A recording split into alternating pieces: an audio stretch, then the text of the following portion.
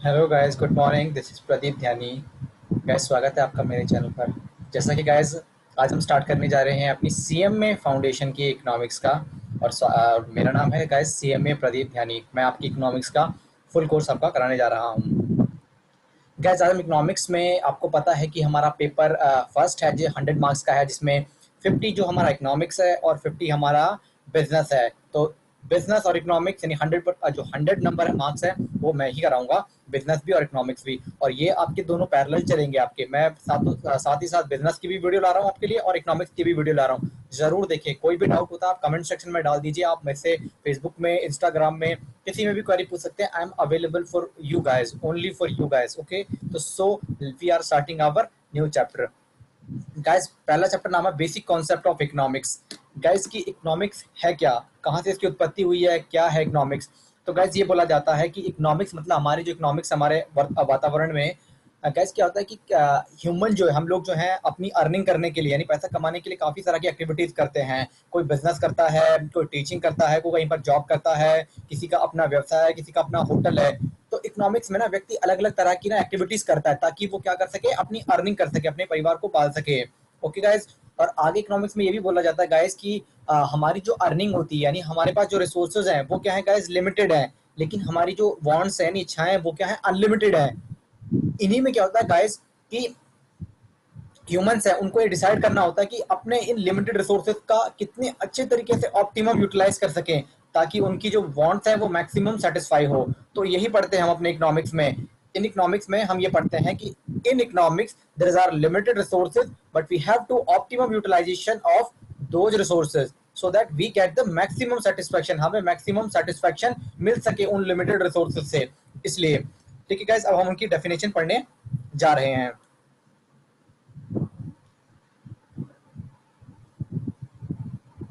Economic is one of the social science. It explain about the economic activities of a man. Any activity which is related to earning of the money, यानी किस तरीके से human जो activity करते हैं ताकि वो अपनी अर्निंग कर सके। Money and spending of the money is called economic activity. आपने अर्निंग करी, आपको खाना पीना राशन पानी जो लेके आना है उसके लिए एक्सपेंड करना पड़ेगा, एजुकेशन पर, अपनी चाइल्ड के एजुकेशन पर करना पड़ेगा, यूटिलिटीज के बिल हो गए उनकी पेमेंट करनी पड़ेंगे। आप अर्निंग कर रहे हो यानी एक तरीके से इनफ्लो हो रहा है। इनफ्लो इसलिए हो रहा है क्योंकि आपको आगे आउटफ्लो करना है पैसों का। सिंपल सा गाइस, इकोनॉमी में क्या है कि किस तरीके से हम अर्निंग करें ताकि हमारा आउटफ्लो हो सके। The main economic problem is that transfer society resources to optimum utilisation of human wants. यानी we have limited resources, we will optimum utilisation of limited resources so that we get maximum want. यानी simple सा economics में human earning activities करता है earning करने के लिए ताकि वो अपने एक्सपेंडिचर को भर सके। ठीक है, ये बोला हुआ जैसे मैंने आपको समझाया था कि ह्यूमन की वांट जो है वो अनलिमिटेड है और उनको ऑप्टिमम यूटिलाइज करना है लिमिटेड रिसोर्सेज को ताकि उसको सेटिस्फेक्शन जो है ज्यादा से ज्यादा मिल सके। आगे पढ़ते हैं guys. This is the subject matter of economics. This subject matter of economics is divided into 4 part. Production का मतलब सामान को किस तरीके से बनाना, production. In economics, production involves the creation of goods and services by using resources. It is a process to change the raw material into final finished goods. It is nothing but creation of utility. To produce anything, so many factors are essential. All these factors are classified into 4 categories. They are production का मतलब guys, अगर किसी भी व्यक्ति को production करना है, किसी भी व्यक्ति को गाइस अगर सामान बनाना है तो उसको 4 चीजों की जरूरत होती है। तो लैंड यानी जमीन पर ही तो काम करवाएगा, अपने मजदूरों से अगर वो काम करवाएगा तो उसको जमीन चाहिए, तो लैंड इंपॉर्टेंट है। लेबर मतलब उस काम को करने के लिए, जो उसको काम करवाना है वो करवाने के लिए लेबर चाहिए उसको। कैपिटल यानी पैसे की भी जरूरत है, या लेबर को जो रॉ मटेरियल मंगवाएगा, सप्लायर को पेमेंट करना है, लेबर को उनकी सैलरी देनी है। ऑर्गेनाइजेशन मतलब कि जो मालिक खुद है, जो इन सब चीजों को कंट्रोल करेगा। Technique and technology, technique and technology. आगे पढ़ते हैं गाइस हम। एक्सचेंज का मतलब होता है गाइस एक आदान प्रदान करना। यानी मतलब हम किसी दुकानदार से कोई सामान लेते हैं, हमने उस दुकानदार से सामान लिया, बदले में हमने उस दुकानदार को क्या दिया, मनी दी हमने। यानी हमने उससे सामान खरीदा, बदले में इन एक्सचेंज हमने उसको मनी दी। लेकिन आपने सुना होगा, पहले बहुत पहले बार्टर सिस्टम हुआ करता था। बार्टर सिस्टम मतलब मान लीजिए किसी व्यक्ति के पास पैसा नहीं है, तो मान लीजिए किसी को गेहूं की जरूरत है और किसी मान लीजिए कोई किसान है उसके पास गेहूं है, ठीक है ना, और एक व्यक्ति है दूसरा जो जो सब्जी उगाता है। अगर मान लीजिए किसान जो गेहूं उगाता है उसको जरूरत है सब्जी की, तो वो क्या करेगा, अपने गेहूं दे देगा इस व्यक्ति को और इससे सब्जी ले लेगा। तो बार्टर सिस्टम में यही होता है, आदान प्रदान करना। लेकिन कई बार क्या होता है कि मान लीजिए कोई ऐसी चीज है जिसकी कीमत ज्यादा है, तो अगर मान लीजिए कोई चीज है 10 रुपए की चीज है एक किसान के पास मान लीजिए, और दूसरे की कीमत जो है वो ज्यादा है, तो वो आपस में एक्सचेंज नहीं करेंगे। तो इसीलिए मनी हुआ है। मनी की इवेल्युएशन यानी मनी की उत्पत्ति हुई इसलिए है क्योंकि कई चीजें जो है ना जब आपस में एक्सचेंज ना कर नहीं सकते, क्योंकि एक चीज की जो अमाउंट है यानी जो उसकी वैल्यू है वो ज्यादा है और दूसरे की जो वैल्यू है वो क्या है, कम है, तो हम इन चीजों को मेजर नहीं कर सकते हम। उसके बाद गैस डिस्ट्रीब्यूशन। डिस्ट्रीब्यूशन का मतलब होता है गैस जो फैक्टर्स ऑफ प्रोडक्शन हमने यूज करे। मान लीजिए अगर मैंने किसी से लैंड किराए पर ली है तो उसको उसके बदले में मुझे क्या डिस्ट्रीब्यूट करना पड़ेगा, उसको रेंट देना पड़ेगा। मान लीजिए लेबर से काम करवा रहे हैं तो उसके बदले में उसको वेजेस देनी पड़ेंगी, उसको सैलरी देनी पड़ेगी। और अगर मान लीजिए किसी से मैंने पैसा उधार लिया तो उसको बदले में पैसा तो वापस करना पड़ेगा पड़ेगा प्रिंसिपल, और साथ ही साथ मुझे उस पर इंटरेस्ट भी देना पड़ेगा। और अगर जो मालिक है, जो इंटरप्रेन्योर है, जो ऑर्गेनाइजेशन देख रहा है, उसको क्या चाहिए, सब प्रॉफिट चाहिए। वो इतनी हार्ड वर्क कर रहा है, वो इतनी टेंशन ले रहा है, for but only for profit. Distribution. Distribution means sharing of the income among the factors of production. जो फैक्टर्स ऑफ प्रोडक्शन आप यूज कर रहे हैं उसके बदले में आपको देना भी तो पड़ेगा उनको। आप किसी से लैंड अगर रेंट पर लिए तो उसको रेंट देना पड़ेगा, लेबर को आपको वेजेस देने पड़ेंगे, आपने अगर किसी से पैसा उधार लिया तो आपको उसको इंटरेस्ट देना पड़ेगा और उसको प्रिंसिपल तो देना ही पड़ेगा साथ ही साथ। The total income which is generated by selling of these goods and services in the market must be distributed among the factors of production in the form of, मैंने बताया था ना आपको, रेंट देना पड़ेगा जिससे जमीन किराए पे लिए, लेबर से काम करवाने उनको वेजेस देना पड़ेगा, इंटरेस्ट एंड प्रॉफिट। इंटरेस्ट जिससे पैसा आपने उधार लिया है, जिस जमींदार से, जिस बैंक से, जिस भी व्यक्ति से आपने लोन लिया है उसको आपको प्रिंसिपल तो देना ही पड़ेगा, साथ में आपको इंटरेस्ट भी देना पड़ेगा। प्रॉफिट यानी मालिक का प्रॉफिट, जो बचा कुछ जो हिस्सा होगा। माइक्रो मतलब जब आप छोटे लेवल पर पेमेंट करते हो, माइक्रो का मतलब था छोटे लेवल पर जब आप पेमेंट करते हो, किसी एक व्यक्ति को पेमेंट कर दी। लेकिन जब आप समूह में करते हो, बहुत सारे व्यक्तियों को एक साथ पेमेंट करते हो, तो उसका होता है मैक्रो। माइक्रो मतलब छोटा लेवल, स्मॉल। मैक्रो मतलब लार्ज लेवल पर।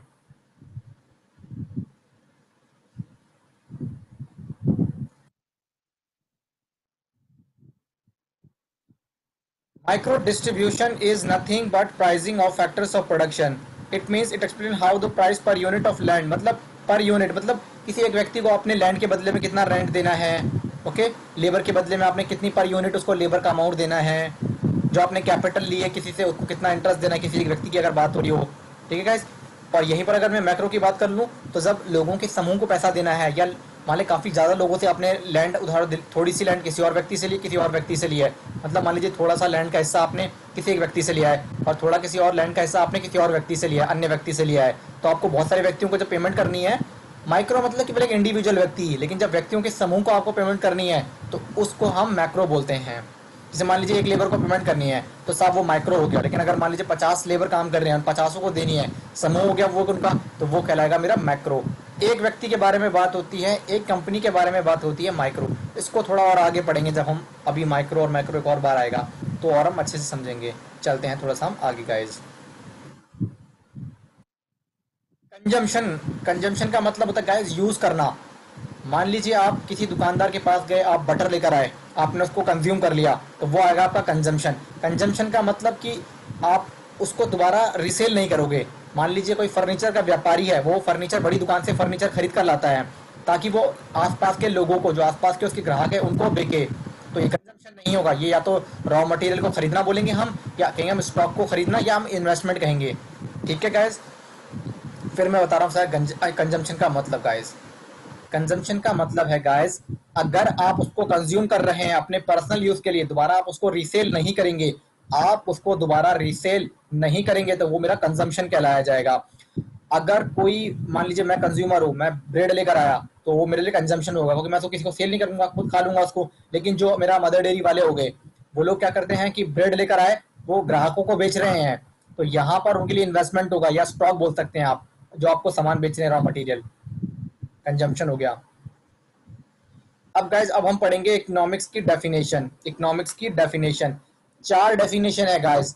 वेल्थ डेफिनेशन, वेलफेयर हो गया, स्केयरसिटी और ग्रोथ डेफिनेशन, चारों डेफिनेशन जबरदस्त और बहुत ही इंपॉर्टेंट है गाइस ये एग्जाम ओरिएंटेशन से। पहली डेफिनेशन का नाम है गाइस वेल्थ डेफिनेशन, दूसरी है वेलफेयर, तीसरी डेफिनेशन है गाइस स्केयरसिटी, चौथी डेफिनेशन है गाइस आपकी, चौथी डेफिनेशन जो है गाइस आपकी वो है ग्रोथ डेफिनेशन। एक एक करके हम पढ़ना स्टार्ट करेंगे अपना।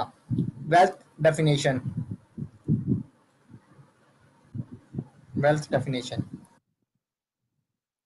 गाइस, वेल्थ डेफिनेशन जो हमें दी है वो हमें दी है Adam Smith. Adam Smith is known as the father of economics, economics के फादर बोले जाते हैं एडम स्मिथ। ठीक है गाइस, एक नंबर में क्वेश्चन आ सकता है who is the father of economics, तो Adam Smith is the father of economics. इन्होंने एक बुक लिखी थी 1776 में जिसका नाम है inquiry into the nature and causes of wealth of nation, an inquiry into the nature and causes of wealth of nation. 1776 में एडम स्मिथ ने एक बुक निकाली। तो वेल्थ डेफिनेशन बोलती क्या है गाइस? वेल्थ डेफिनेशन ना सिंपली ये बोलती है, उसने वेल्थ पर ज्यादा फोकस किया कि हर व्यक्ति की वेल्थ को बढ़ाओ, किस तरीके से उसकी वेल्थ को बढ़ाओ। वेल यहाँ पर एडम स्मिथ बोलते हैं कि अगर हम किसी व्यक्ति की वेल्थ को बढ़ाएंगे तो उसका वेलफेयर, उसका जो भला है वो ऑटोमेटिक होगा। अगर मान लीजिए उसके पास पैसे है तो उसको टेंशन नहीं होगी। मान लीजिए अगर देखते हैं आप मनी की कितनी इंपॉर्टेंस है, अगर किसी व्यक्ति के पास अच्छा खासा पैसा है तो वो तो बिना किसी टेंशन के है। तो यहाँ पर वेल्थ का मतलब है कि किस तरीके से व्यक्तियों की वेल्थ को बढ़ाया जाए। वेल्थ डेफिनेशन, अगर हम व्यक्तियों की वेल्थ को बढ़ाते हैं तो उसकी वेलफेयर है वो ऑटोमेटिक ही होता जाता है। पढ़ते हैं wealth definition. Adam Smith an inquiry into the nature and causes of wealth dealing with economics, the political economy and the politics in scientific manner. According to Adam Smith economic is the science which deals with the wealth, मतलब केवल wealth के बारे में deal करती है, लोगों का भला हो या ना हो। उसको सीधा एडम स्मिथ बोलते हैं कि आप वेल्थ बढ़ाओ, लोगों की आप वेल्थ बढ़ाओगे तो ऑटोमेटिक ही वेलफेयर बढ़ेगा। क्या कहा देखते हैं डेफिनेशन में हम। Economic explain how the wealth is produce, consumed, exchange and distributed, किस तरीके से हम वेल्थ को बनाएं, किस तरीके से वेल्थ को और बढ़ाएं, किस तरीके से वेल्थ को कंज्यूम करें। According to Adam Smith man is an economic man, यानी जो मैन है वो इकोनॉमिक मैन है। Economic is a science of wealth only, यानी यहाँ पर वो केवल वेल्थ और वेल्थ के बारे में बात करते हैं, ओनली वेल्थ, नो वेलफेयर, समाज की भलाई नहीं, लोगों की भलाई नहीं, केवल वेल्थ के बारे में बोलते हैं। आप वेल्थ को बढ़ाइए ऑटोमेटिक लोगों की भलाई होगी। This definition deals with the causes and behind the creation of wealth, बस ये एक ही बातों के बारे में बोलता है, किस तरीके से वेल्थ को बढ़ाएं, किस तरीके से वेल्थ को बढ़ाएं। बस आप तरीके ढूंढिए और अपनी वेल्थ को बढ़ाइए, ऑटोमेटिक आपका वेलफेयर होगा, लोगों का वेलफेयर होगा, आपके लोगों का वेलफेयर होगा। आप बढ़ाइए, आप बढ़ाइए।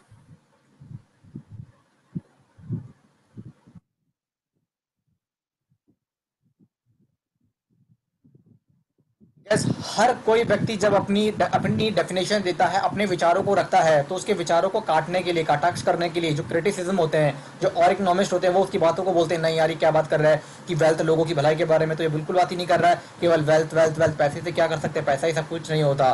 तो कुछ क्रिटिसिज्म दिया था एडम स्मिथ की डेफिनेशन को, वो अब हम देखते हैं।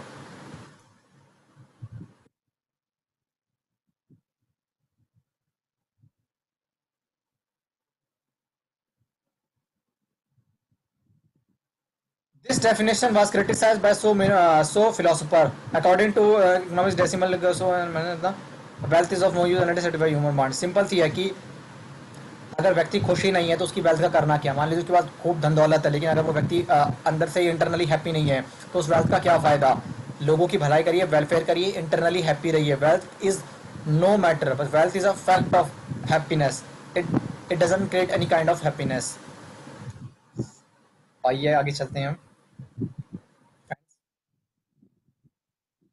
अब आइए हमारे अल्फ्रेड मार्शल ने डेफिनेशन दी है वेलफेयर डेफिनेशन। आपको ये नाम याद रखने पड़ेंगे कि किसने डेफिनेशन दी है।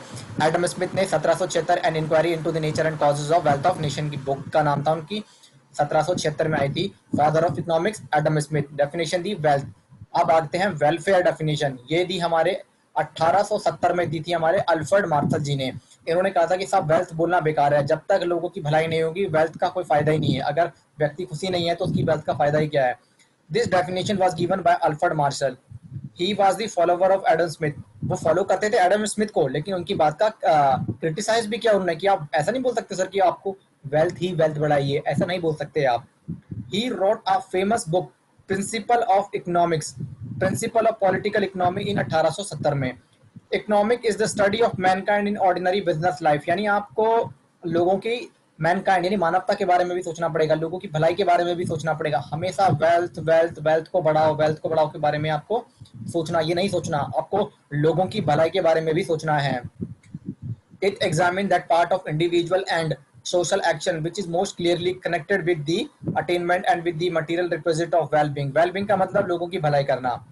According to Alfred Marshall definition, economic is one-sided study of wealth or other one-sided in wealth. यानी यहाँ पर इन्होंने वेलफेयर पर ज्यादा ध्यान दिया है। वेल्थ कह रहे हैं कि आप वेल्थ कमा लीजिए, लेकिन ऐसा नहीं कि आप वेल्थ वेल्थ और वेल्थ पर ही फोकस करें, आपको लोगों की वेलफेयर पर ध्यान देना चाहिए। मेन पॉइंट्स क्या थे डेफिनेशन के देख लेते हैं। According to this definition economic is a social science है, और गुड्स को क्लासिफाइड किया दो कैटेगरी में, material goods, immaterial goods. According to Alfred Marshall economic is a normal science, उन्होंने इकोनॉमिक को नॉर्मल साइंस बोला।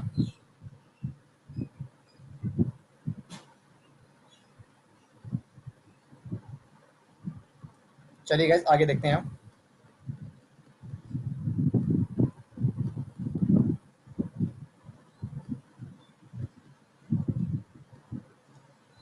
The top priority is given to man welfare of secondary priority is given to wealth, यानी यहाँ पर पहली priority दी उन्होंने welfare, लोगों का भला करे, दूसरे पर उन्होंने वेल्थ के बारे में भी कहा।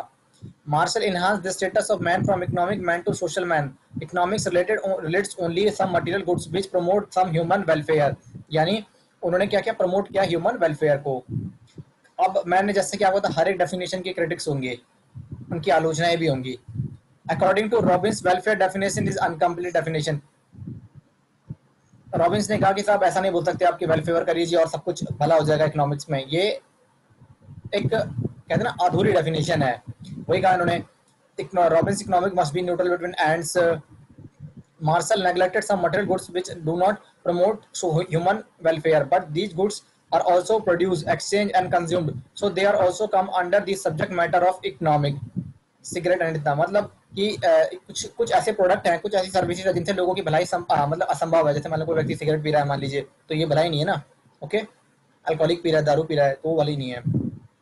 अगली डेफिनेशन पर आ जाते हैं गाइस हम।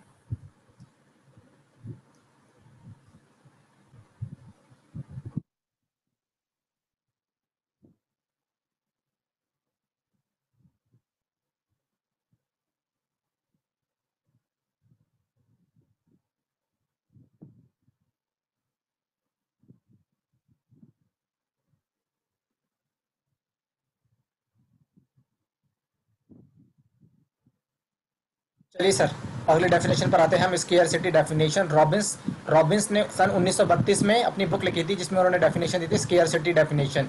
स्केयरसिटी का मतलब होता है किसी चीज़ की कमी। जैसा कि मैंने आपको स्टार्टिंग में बताया था कि इकोनॉमिक्स में माना जाता है कि हमारे पास रिसोर्स जो है ना लिमिटेड है। और अब देखिए क्या बोलता है, पहला पॉइंट, हमारे इकोनॉमिक्स में जो रिसोर्सेज हैं वो क्या है, लिमिटेड है। This definition was given by Lionel Robins. He wrote a famous book an essay on the nature and significance of economic science 1932। Economics is a science which studies human behavior as a relationship between ends of scarce means which have alternative uses। साहब ये लोग बोलते हैं कि हमारी economy में जो resources हैं वो लिमिटेड हैं, उन लिमिटेड रिसोर्सेज के काफ़ी सारे यूजेस हैं। जैसा मान लीजिए इलेक्ट्रिसिटी लिमिटेड है, लेकिन इलेक्ट्रिसिटी के यूज़ देख लीजिए, मतलब किस काम में सबसे पहले इलेक्ट्रिसिटी को लाया जाए। आप मिल्क देख लीजिए, लिमिटेड है, मिल्क के अनलिमिटेड यूजेस हैं। दही भी बना सकते हैं आप उसका, खोया पनीर से बना सकते हैं, चाय बना सकते हैं, दूध को पी भी सकते हैं, ठीक है। कोई मिल्क शेक बनाना उसमें काम आ सकता है। दे आर अनलिमिटेड यूजेस, ठीक है। तो किस चीज़ में उसको यूज़ करें हम मिल्क को पहले, यानी जिस चीज़ की ज़रूरत सबसे ज़्यादा होगी, लिमिटेड है ये हमें पता है। मिल्क इलेक्ट्रिसिटी जो है वो भी हमें पता है लिमिटेड है। तो ये रॉबिन्स ने कहा था कि हमारे पास रिसोर्सेज लिमिटेड हैं, और गैस लिमिटेड तो हैं ही हैं, साथ में उनके बहुत सारे अनलिमिटेड यानी ऑल्टरनेट यूजेस हैं, जो ये भी दिक्कत दे जाता है। मेन पॉइंट्स उन्होंने क्या क्या कहा, पॉइंट्स देखना रॉबिन्स की डेफिनेशन के। वांट्स आर अनलिमिटेड, लिमिटेड है resources, alternative uses of limited resources, जो हमारे रिसोर्सेज हैं उनके ऑल्टरनेटिव यूजेस हैं। प्रॉब्लम ऑफ चॉइस, किसको चुने, है ना, क्योंकि लिमिटेड रिसोर्सेज उसको चुनेंगे जिनकी जरूरतें लोगों को ज्यादा होंगी, जिनसे ज्यादा उनको फायदा होगा, उन चीजों को वो चुनेंगे। According to this definition, economic is an analytical science. Economic turn into universal science. According to Robbins, it is a positive science. Robbins ने कहा कि it is a positive science और neutral between ends। अब हम पढ़ लेते हैं इसकी criticism।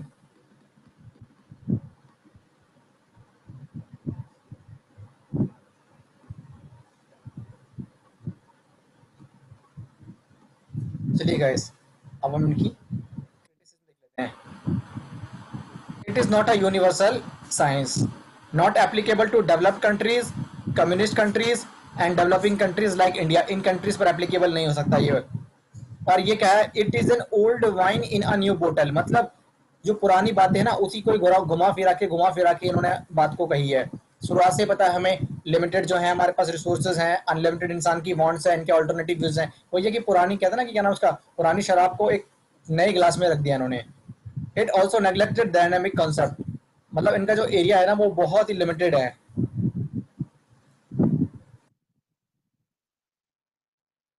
आइए साहब अगली डेफिनेशन देखते हैं, growth definition J M Keynes and Paul Samuelson ने दी थी 1948 में। Economic is the study of how man and society choose with or without the use of money to employ the scarce productive resources and would have alternative uses to produce various commodities over time for distribution them for consumer now or in future among the various persons and group in the society. It analyzes the cost and benefit of improving pattern of resources. मतलब वही बातें कही हैं guys कि हमारे पास human की जो wants है वो अनलिमिटेड हैं, रिसोर्सेज लिमिटेड हैं, उन्हीं रिसोर्सेज लिमिटेड के ऑल्टरनेटिव यूजेस हैं, तो उनमें से चुनना पड़ेगा कि बेस्ट ऑल्टरनेट कौन सा लेना है जिससे हमें ज़्यादा मुनाफा हो, जिससे हमें ज़्यादा फायदा हो।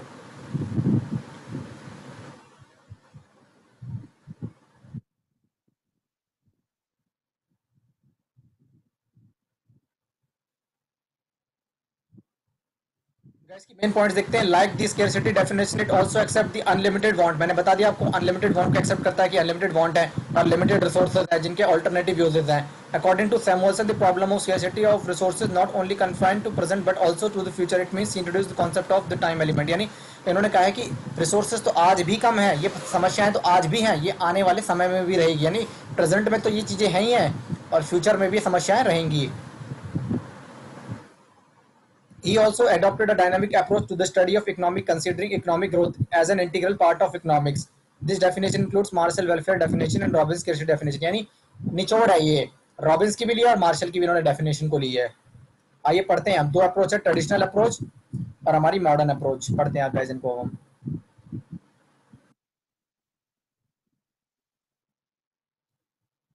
ट्रेडिशनल अप्रोच बोलती है economics is a social science, it studies human behaviour as a rational social being, यानी जो ह्यूमन जो बिहेवियर है वो रेशनल सोशल बीइंग का मतलब कि समझदार व्यक्ति है, वो अपने डिसीजन खुद ले सकता है अच्छे तरीके से, अपने भले के लिए वो डिसीजन को ले सकता है।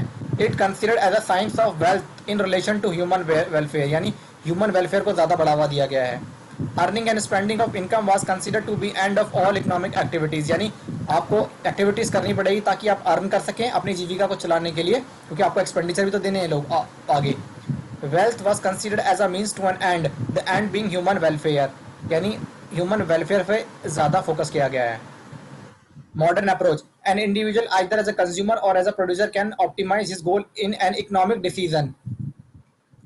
An individual either as a consumer or as a producer can optimize his goal in an economic decision, यानी अपने गोल को ऑप्टिमम यूटिलाइज करने के लिए, यानी अपने आप को कैसे फायदा दिलाया जाए, ये जो कंज्यूमर है, जो प्रोड्यूसर है, ये सोच सकता है इस बात में। मॉडर्न अप्रोच बोलती है the scope of economics lies in analysing economic problem and suggesting policy measures, policy measure suggest करती है।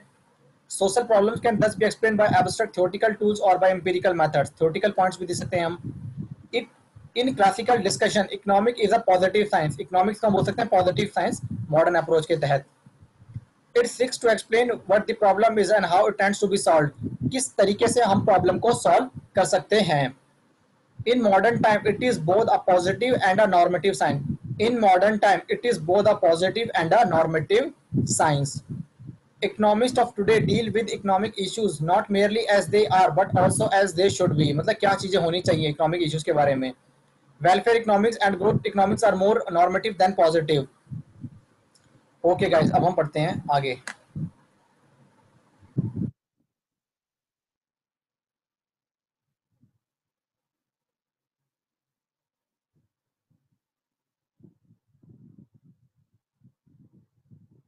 There are two types of economics. One is microeconomics and second one is macroeconomics. Microeconomics जब हम किसी एक individual company के बारे में बात करते हैं, किसी एक इंडिविजुअल व्यक्ति के बारे में बात करते हैं, किसी इंडिविजुअल पर्टिकुलर चीज़ के बारे में बात करते हैं, तो उसको हम बोलते हैं माइक्रो इकोनॉमिक्स। और अगर हम किसी कंपनियों के समूह के बारे में, किसी फर्मों के समूह के बारे में बात करते हैं, उनकी डिटेल जानना चाहते हैं, तो वो मेरा आ जाता है मैक्रो के अंदर। There are two types of economics, first one is micro and second one is macro.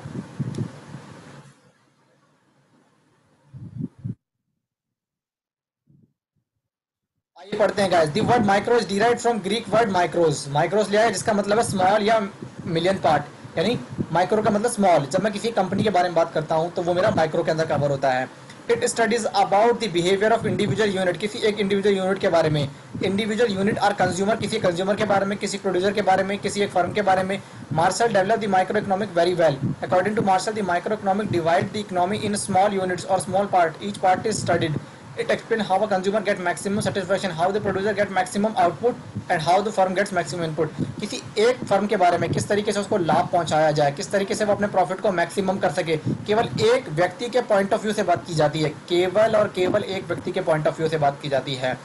इसको एक एग्जांपल से समझते हैं। आइए हम मान लीजिए टेलीकॉम इंडस्ट्री का एग्जांपल लेते हैं। टेलीकॉम इंडस्ट्री में बहुत सारी टेलीकॉम कंपनीज आती है, लेकिन जो मेजरली आजकल चर्चा का विषय रहती है वो रहती है रिलायंस जियो, आइडिया, वोडाफोन और आपका एयरटेल हो गया। मान लीजिए अगर हम इन तीनों के बारे में जानना चाहते हैं तो ये तीनों कवर होती हैं हमारी टेलीकॉम इंडस्ट्रीज। मान लीजिए टेलीकॉम इंडस्ट्री, इनके अंदर कवर होती है आपका रिलायंस जियो, आइडिया, वोडाफोन और एयरटेल। अगर केवल एक कंपनी के बारे में जानकारी जानना चाहता हूँ, उसके विषय में मैं जानना चाहता हूँ आइडिया वोडाफोन के बारे में, केवल आइडिया वोडाफोन को मैंने निकाल लिया, तो वो मेरा माइक्रो के अंदर कवर होगा, केवल एक इंडिविजुअल के बारे में। और अगर मैं टेलीकॉम इंडस्ट्री के बारे में जानना चाहता हूँ तो वो मेरा कवर हो जाएगा मैक्रो के अंदर। ठीक है गाइस, माइक्रो यानी स्मॉल और मैक्रो यानी लार्ज। आइए गाइस आगे चलते हैं हम। Scope of microeconomics explain how the price of a good is determined and how the price per unit of factors of production determined and it is इसको हम प्राइस थ्योरी भी बोलते हैं। प्राइस डिटरमाइन किया जाता है माइक्रो इकोनॉमिक्स में। Significance क्या है इसके? Understanding the operation of an economy, किसी एक इकोनॉमी के बारे में अगर अंडरस्टैंड करना है। इकोनॉमिक वेलफेयर ऑफ लोगों का भला कैसे करना है। मैनेजरियल इकोनॉमिक्स के बारे में, किस तरीके से अपने मैनेजमेंट को हम सुधार सकते हैं, इंप्रूव कर सकते हैं उसमें। दी वर्ड मैक्रो, ये भी ग्रीक वर्ड से लिया गया है मैक्रो, जिसका मतलब है लार्ज। यानी जब हम बड़े ग्रुप के बारे में बात करते हैं, यानी टेलीकॉम इंडस्ट्री के बारे में बात करते हैं, तो वो मेरा आ जाएगा किसके अंदर? मैक्रो के अंदर। The macroeconomic studies the economy as a single unit. It does not deal with individual units, it deals with the aggregate और totals and averages. National income, पूरे देश के बारे में जानना चाहते हैं, उसकी इनकम कितनी है। पूरे देश के एम्प्लॉयमेंट के बारे में जानना चाहते हैं, लोग कितने रोजगार हैं पूरे देश में, कितने बेरोजगारी दर है इंडिया में। Okay, scope of macroeconomic, macroeconomic studies about the national income, calculation of national income, यानी देश, पूरे देश के बारे में बात हो रही, किसी एक व्यक्ति के बारे में बात नहीं हो रही, पूरे देश के बारे में बात हो रही कि पूरे देश की नेशनल इनकम कितनी है, पूरे देश की जीडीपी कितनी है, टोटल आउटपुट कितना, टोटल आउटपुट क्या है, कितना प्रोडक्शन किया है अपने पूरे साल में। इंडिया हमारी जो कंट्री है उसने कितना प्रोडक्शन किया है टोटल। आइएगा इसके बारे में पढ़ते हैं। The macroeconomics is analysis some problem of an economy, level of output and employment, fluctuate in level of output, employment and national income, changes in the general price level, economic growth and economic development, theories of distribution.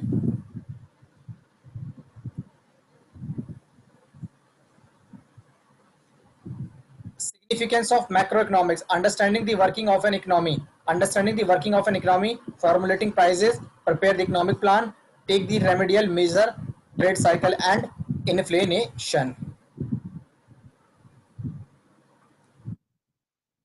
तो guys economics हमारा दो तरह की है, micro और macro. जब किसी एक इंडिविजुअल फर्म के बारे में बात करते हैं, किसी एक इंडिविजुअल कंपनी के बारे में बात करते हैं, एक इंडिविजुअल माइक्रो में कवर। माइक्रो जो लिया गया है ग्रीक वर्ड माइक्रो से, जिसका मतलब है स्मॉल। और वहीं बात करूं मैक्रो की, जब हम पूरी इकोनॉमी के बारे में बात करते हैं, पूरी कंट्री की टोटल इनकम के बारे में बात करते हैं एज अ होल, तो वो मेरा मैक्रो में कवर हो जाता है। मैक्रो लिया गया है ग्रीक वर्ड मैक्रो से। आइए गाइस अब बताते, एक पॉइंट आता है अगला कि क्या इकोनॉमिक साइंस है, आर्ट है, प्रोफेशन है। तो गाइस इकोनॉमिक्स में आपको बता दे रहा हूँ कि एक नंबर में आता है, इकोनॉमिक साइंस भी है, आर्ट भी है और प्रोफेशन भी है। कैसे है वो समझेंगे हम।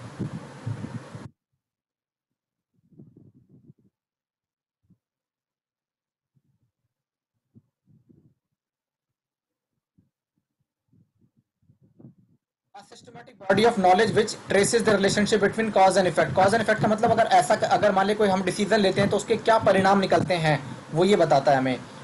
Observation of certain fact, systematic collection and classification, analysis of fact. Analysis of fact, जो हम काम कर रहे हैं उसके क्या पॉइंट्स निकलेंगे, उससे क्या परिणाम निकलेंगे। Making generalisation on the basis of relevant fact and formulating laws और theories thereby, subjecting in the theories to the test of real world observation. Like the physics, chemistry and botany, economics also satisfy the above four characteristics.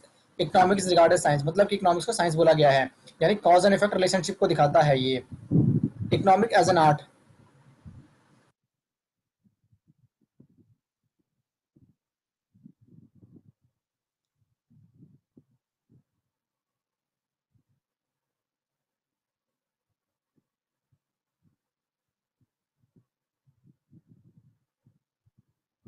Keynes defines art as system of rules for the attainment of given end. The object of art is to formulate rules to be used for formulation of policies. यानी art का मतलब practically चीज़ों को कैसे apply किया जाए। Science theoretical है, art है प्रैक्टिकली चीज़ों को कैसे अप्लाई किया जाए। आइए डिफरेंस देखते हैं साइंस एंड आर्ट में। Science is theoretical but art is practical. Science teaches us to know, मतलब जानकारी, इन चीज़ों के बारे में जानकारी, बट आर्ट टू डू यानी प्रैक्टिकली कैसे करना है। Economic as a science in methodology and art in application, यानी साइंस जो है वो केवल बातों में ही है, लेकिन आर्ट जो है प्रैक्टिकली उस काम को कैसे अप्लाई करना है। Economic is both science and art. Finally मैंने आपको स्टार्टिंग में बताया था इकोनॉमिक साइंस भी है और आर्ट भी है। अब पढ़ते हैं गाइस पॉजिटिव इकोनॉमिक्स और नॉर्मेटिव इकोनॉमिक्स। अगले दो पॉइंट होते हैं कि पॉजिटिव और नॉर्मेटिव इकोनॉमिक्स क्या होता है।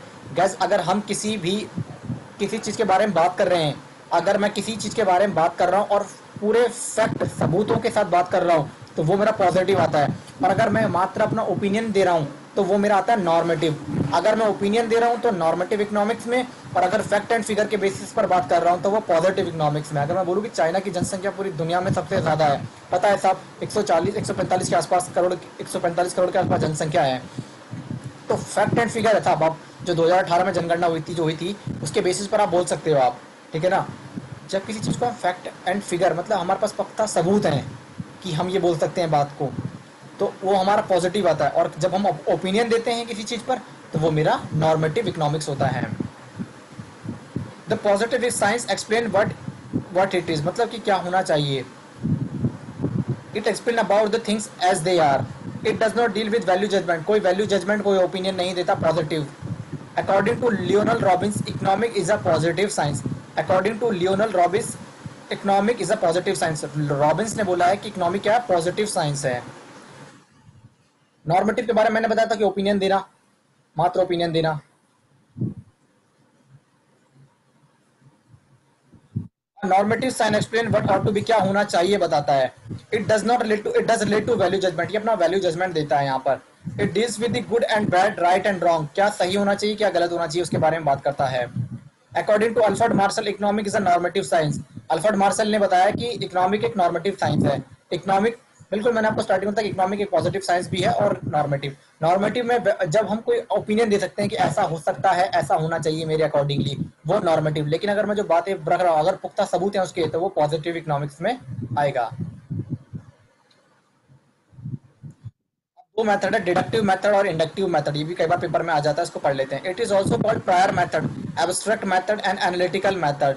In this method, the laws or theories are prepared on the basis of fundamental assumption. In this method, logic proceed from general to particular. ये general to particular से होके होता है। फॉर एग्जाम्पल DMU, या आगे पढ़ेंगे हम, डिमिनिशिंग मार्जिनल यूटिलिटी का लॉ है, equi marginal utility, law of consumer surplus, ये सब आगे पढ़ेंगे आगे हम। क्लासिफिकल इकोनॉमिक्स फॉलो डिडक्टिव मेथड, जो क्लासिफिकल इकोनॉमिक्स है वो कौन सा मेथड फॉलो करते हैं, डिडक्टिव मेथड। अब आते हैं inductive method. This method is also known as historical method or statistical method. In this method, laws or theories are prepared on the basis of facts or statistical data. Facts और figures के base पर बोल सकते हैं हम। In this method, logic proceeds from particular to general. For example, law of variable proportion, law of returns to scale, population theories, etc.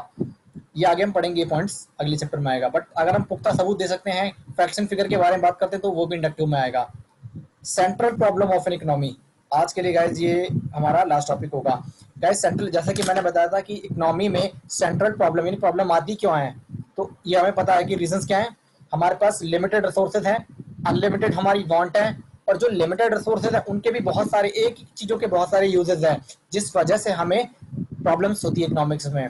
तो किस तरह की प्रॉब्लम होती है? पहला है व्हाट टू प्रोड्यूस। पहला हमारा है व्हाट टू प्रोड्यूस, यानी हमें पता है कि हमारे पास लिमिटेड रिसोर्सेज हैं, उनका किस तरीके से इस्तेमाल करें। तो यानी व्हाट टू प्रोड्यूस, हम वो सामान बनाएंगे जिस सामान की मार्केट में ज़्यादा डिमांड है, लोग उसको खरीदना ज़्यादा चाहते हैं, क्योंकि हमारे पास साधन कम है। पता चले जिनको पसंद, जिन सामानों को लोग पसंद नहीं करते हैं उनको बना दिया और बेकार में अपना टाइम भी वेस्ट, अपने जो लिमिटेड रिसोर्सेज थे उनको भी वेस्ट कर दिया। तो व्हाट टू प्रोड्यूस का मतलब वो सामान बनाएंगे जिससे हमें फायदा होगा, जिससे लोगों का भला होगा और जिसकी लोगों में जरूरत है इस समय। How to produce, how to produce का मतलब किस टेक्निक से बनाए जाएंगे। आप ज्यादा से ज्यादा लेबर से काम करवाएंगे या ज्यादा से ज्यादा मशीन से काम करवाएंगे। अगर आप लेबर से काम करवाते हैं तो उसको हम लेबर इंटेंसिव टेक्निक बोलते हैं। Labour intensive technique, labour intensive technique. और अगर आप कैपिटल से करवाते हो यानी मशीनों से करवाते हो तो उसको हम बोलते हैं, अगर आप मशीनों से करवाते हो मशीन, तो उसको हम बोलते हैं machine intensive technique. For whom to produce, किसके लिए बनाना है? गरीब लोगों के लिए या अमीर लोगों के लिए? गरीब लोगों के लिए बनाएंगे तो उनका सोशल वेलफेयर होगा। ये मकसद है आपका कि लोगों के बीच भलाई जाए, लोगों की भलाई हो, लोगों को कम रेट पर सामान मिले, तो आप सोशल वेलफेयर कर रहे हैं, इस पर्पज से बनाइए। और अगर आपका फायदा ही पर्पज ही क्या है, मुनाफा कमाना, मोटा मुनाफा कमाना, तो आप अमीर लोगों के लिए बनाइए, वो आपको हर एक प्राइस पर खरीदने के लिए तैयार रहेंगे। गरीब तो भाई कम प्राइस पर ही सामान को खरीदने के लिए तैयार रहेगा। तो ये था गाइस आज का हमारा पहला लेक्चर। इसको हम रिवाइज करते हैं फटाफट से। आज हमने क्या पढ़ा? इकोनॉमिक्स पढ़ा हमने कि इकोनॉमिक्स में एक्टिविटी करता है ह्यूमन कई तरह की, जिससे उसको अर्निंग हो सके, ताकि अपनी जीविका को चला सके। लिमिटेड हमारे रिसोर्सेज होते हैं, अनलिमिटेड वांट होती है हमारी, और लिमिटेड रिसोर्सेज हैं, अनलिमिटेड वांटेड हैं। जो लिमिटेड रिसोर्सेज हैं उनके भी हमारे क्या है, कई सारे यूजेस है, जिससे प्रॉब्लम क्रिएट हो जाती है। डेफिनेशन, उसके बाद ग्रोथ डेफिनेशन दी हमारी एडम स्मिथ ने, वेलफेयर की मार्शल ने, रॉबिन्स ने स्केरसिटी और ग्रोथ की मार्शल ने। ओके, इसके बाद हमने पढ़ा दो तरह की हमारी इकोनॉमिक्स हैं। पहली इकोनॉमिक्स माइक्रो और मैक्रो। छोटे लेवल पर जब हम बात करते हैं तो माइक्रो, और जब बड़े लेवल पर बात करते हैं तो मैक्रो। और ये देख लेते हैं एक बार रिवीजन। वेल्थ की डेफिनेशन दी हमें किसने? हमारे एडम स्मिथ ने। वेल्थ की डेफिनेशन उन्होंने कहा कि वेल्थ, अगर आपके पास ज्यादा वेल्थ रहेगी तो समाज में खुशी रहेगी। पैसा ही नहीं रहेगा तो लोग खुश नहीं रहेंगे, उनके वो सामान खरीदने के पास पैसा ही नहीं रहेगा, अपने खर्चे को पेमेंट करने के लिए उनके पास पैसा ही नहीं रहेगा। और वेलफेयर डेफिनेशन ने बोला था कि लोगों की भलाई करें।